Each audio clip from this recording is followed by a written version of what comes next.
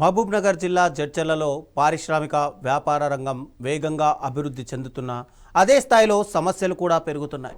ముఖ్యంగా పట్టణంలో ట్రాఫిక్ సమస్య తీవ్రంగా మారింది. పోలేపల్లి పారిశ్రామిక వాడలో ఫార్మా ఇతర పరిశ్రమలు ఉండగా పలు రాష్ట్రాల నుంచి వచ్చిన ఉద్యోగులు ఇక్కడ నివాసం ఉంటున్నారు. దీంతో వాహనాల రాకపోకలు భారీగా పెరిగాయి.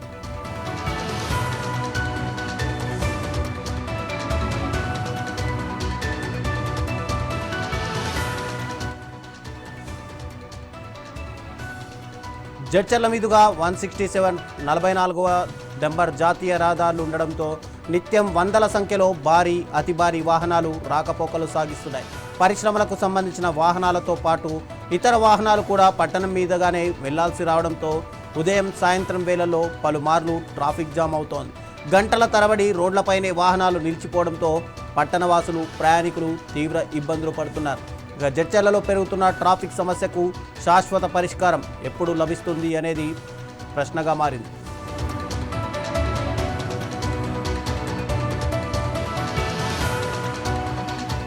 ఇక ఇదే అంశానికి సంబంధించి మరింత సమాచారం మా ప్రతినిధి ప్రదీప్ అందిస్తారు మహబూబ్నగర్ నుంచి. ప్రదీప్, చెప్పండి.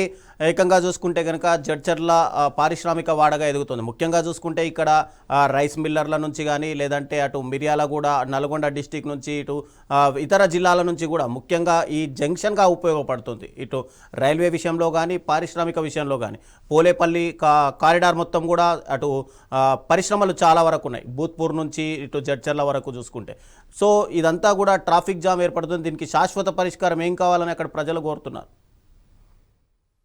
రవిచంద్ర, ఏదైతే పాలమూరు జిల్లా జడ్చర్లలో అభివృద్ధి వేగంగా జరుగుతుందని చెప్పొచ్చు. అయితే ఇక్కడి నుంచి జడ్చర్ల సెంటర్ నుంచి దేశవ్యాప్తంగా ప్రపంచవ్యాప్తంగా ఎక్కడికైనా వెళ్లేందుకు మార్గం సుగమంగా ఉందని కూడా చెప్పొచ్చు. ఇక్కడి నుంచి ఎయిర్పోర్ట్ 100 కిలోమీటర్ల లోపలనే ఉండడంతో కూడా నిత్యం వందలాది వాహనాలు ఇక్కడి నుంచి అంటే 2 జాతీయ రహదారులు 167తో పాటు 44 జాతీయ రహదారి కూడా అనుసంధానంగా ఉండటంతో ఇక ట్రాఫిక్ సమస్య వాహనాలు కూడా ఏదైతే భారీ స్థాయిలో వెళ్తూ ఉంటాయి. అయితే ప్రధానంగా ఇక్కడ ఏదైతే జడ్చర్ల కోదాడ 167 జాతీయ రహదారి తర్వాతతో పాటు 44 హైదరాబాద్ బెంగళూరు రహదారి కూడా 2 అనుసంధానంగా ఈ జడ్చర్ల ఉండటంతో ట్రాఫిక్ సమస్య నిత్య కృత్యంగా మారిపోయిందని కూడా చెప్పవచ్చు.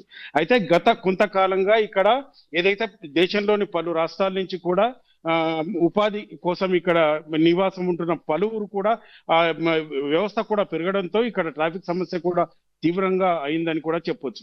ఏదైతే జడ్చర్లకు బైపాస్ రోడ్డు లేకపోవడంతో ఇక్కడ వాహనాలు మొత్తం జడ్చర్ల పట్టణం నుంచే వెళ్లాల్సి రావడంతో ఒక్కసారిగా ఉదయం సాయంత్రం పూట పలుమార్లు ట్రాఫిక్ జామ్ తో పాటు గంటల తరబడి ప్రయాణికులు తర్వాత ఇక్కడ వేచి చూడాల్సి వస్తున్నటువంటి పరిస్థితి నెలకొంది.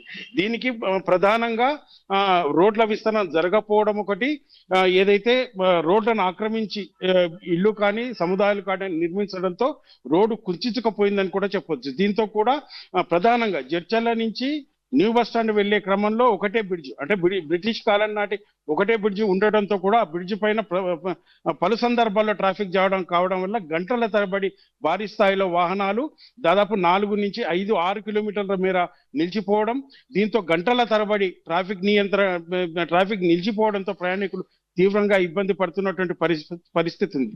అయితే ముఖ్యంగా ఇక్కడ ట్రాఫిక్ పోలీస్ స్టేషన్ లేకపోవడం ఒకటి, ఇప్పటికీ ప్రతిపాదనలు పంపినప్పటికీ అధికారులకు చలనం లేకపోవడం వల్ల ప్రధానంగా ఇక్కడ ట్రాఫిక్ సమస్య నెలకొందని కూడా చెప్పొచ్చు. అయితే ఈ ట్రాఫిక్ సమస్యతో పలుమార్లు ప్రమాదాలు కూడా చోటు చేసుకున్నాయని చెప్పొచ్చు. ఏదైతే పార్టీలు మారినా ఎంతమంది రాజకీయ నాయకులు వచ్చినా కానీ ఈ ట్రాఫిక్ సమస్య తీర్చకపోవడం అనేది చర్చలలో ప్రధాన సమస్యగా మారింది. అయితే మరోవైపు ఏదైతే అప్పటి బీఆర్ఎస్ ప్రభుత్వం 2022లో దాదాపు 45 కోట్ల వ్యయంతో ఈ రోడ్ల విస్తరణతో పాటు ఈ అంబేద్కర్ తో పాటు ఇందిరమ్మ చౌరస్తాలను విస్తరించాలనే లక్ష్యంతో బ్రిడ్జ్ అంటే వన్ సైడ్ అంటే ఒక బ్రిడ్జ్ కాకుండా మరో బ్రిడ్జ్ కూడా అనుసంధానంగా నిర్మించాలనే లక్ష్యంతో పనులు ప్రారంభించినప్పటికీ ఇప్పటికి కూడా అవి నత్తనరకంగా సాగుతున్నాయని కూడా చెప్పొచ్చు. గత 4 సంవత్సరాల్లో అసంపూర్తిగా ఆ బ్రిడ్జ్ నిర్మాణం చేపట్టడంతో కూడా సమస్య ఇంకా జటిలమైందని కూడా చెప్పొచ్చు. అయితే ఈ సమస్యకు కాంట్రాక్టర్లు ఏదైతే గుత్తేదారులకు సంబంధించి ఎవరో గుత్తేదారులు కూడా తెలియకపోవడం, ఏదైతే ప్రభుత్వం పూర్తిగా నిర్లక్ష్యానికి గురి చేయడంతో ఈ చర్చలలో ఈ సమస్య ప్రధానంగా మారింది.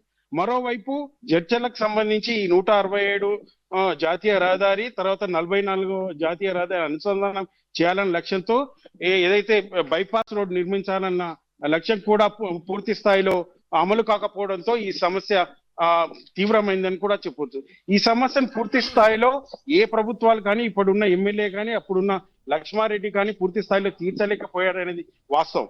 అయితే ఈ సమస్య పూర్తిగా తీర్చాలని కూడా ప్రజలు పలుమార్లు అధికారుల చుట్టూ కానీ, వచ్చిన కలెక్టర్లు, ప్రజాప్రతినిధులకు విన్నవించినా కానీ నామమాత్రంగానే పనులు చేపట్టి అసంపూర్తిగా నిలవడంతో ఇక్కడ వాహనాలు ఏదైతే మధ్యలోనే నిలిచిపోవడం, తర్వాత ప్రమాదాలకు గురి కావడం, ఈ రెండు ప్రధాన ఇందిరమ్మ చౌరస్తాతో పాటు అంబేద్కర్ చౌరస్తాలో ఈ వాహనాలు ఎక్కడి నుంచి ఎక్కడికి వెళ్తున్నాయన్న సమస్య కూడా కొంత ఏదైతే సమస్యగా ఉందని కూడా చెప్పొచ్చు. అయితే ఈ సమస్యల్ని తీరాలంటే ఈ ప్రధాన చౌరస్తాలను విస్తరించి రోడ్లు విస్తరణ పనులు చేపట్టి తర్వాత చర్చలకు ప్రధానంగా బైపాస్ రోడ్ నిర్మిస్తే తప్ప ఈ సమస్య తీరకపోవడం అనేది మనం స్పష్టంగా చెప్పొచ్చు. అయితే దీనికి సంబంధించి ఇప్పటికే అధికారులు కూడా పలుమార్లు నామమాత్రంగా తూతు మంత్రంగా ఏదైతే పనులు చేపట్టడంతో కూడా సమస్య జటిలమైంది. ఈ సమస్యను పట్టణవాసులు తర్వాత ప్రజలు కోరుతున్నది ఏంటి అంటే ఈ సమస్యను త్వరగా ఏదైతే సమస్యను పరిష్కరించి ఈ ఏదైతే ట్రాఫిక్ జామ్ నియంత్రణతో పాటు పోలీసులు కూడా ట్రాఫిక్ పోలీస్ స్టేషన్ ఏర్పాటు చేసి ట్రాఫిక్ కంట్రోల్స్ కూడా పెట్టాల్సిన అవసరం ఉందని కూడా కోరుతున్నటువంటి పరిస్థితి ఉంది. రవిచంద్ర, ఎస్, అంటే ఇక్కడ ఎమ్మెల్యే అనిరుద్ రెడ్డి మొదటిసారి గెలిచాడు, తర్వాత ఎంపీ మల్లు రవికి సంబంధించి చాలాసార్లు ఆయన సీనియర్ నాయకుడిగా ఉన్నారు. దీనిపైన ఏదైనా దృష్టి పెట్టారా?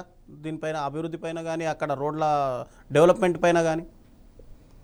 అయితే ప్రధానంగా కాంగ్రెస్ ప్రభుత్వం 2023లో ఏర్పడిన నాటి నుంచి అనిరుద్ రెడ్డి జడ్చర్లను సర్వంగా సుందరంగా తర్వాత పార్కులతో పాటు రోడ్ల విస్తరణ అన్ని చేపడతానంటూ చెప్పినప్పటికీ అవి పూర్తి స్థాయిలో అమలు కాకపోవడం కూడా కొంత ఈ సమస్యకు ఏదైతే ఈ సమస్య నెలకొందని కూడా చెప్పొచ్చు.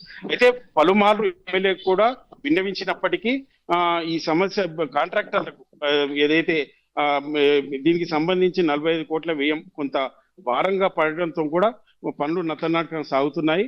అయితే అంటే 2022లో మొదలైన పనులు ఇప్పటికీ నత్తనాటకం సాగుతున్నాయి. కొన్ని రోజులు ఒక 2 నెలలు పనులు చేయడంతో పాటు ఒక 3 నెలలు ఆపుతున్నటువంటి పరిస్థితి అయితే నెలకొన్నది.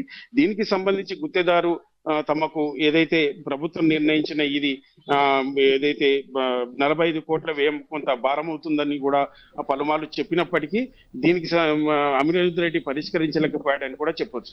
అయితే ప్రజలు కూడా పట్టణవాసులు కూడా పలు సందర్భాల్లో అనిరుద్ రెడ్డికి ఈ సమస్యను ముందుకు తెచ్చినప్పటికీ తొందరలోనే పూర్తి చేస్తానని హామీ ఇచ్చి తప్పుకోవడం తప్ప ఇంతవరకు పూర్తి స్థాయిలో అమలు కాలేదు అనేది కూడా వాస్తవ పరిస్థితి అయితే నెలకొన్నది.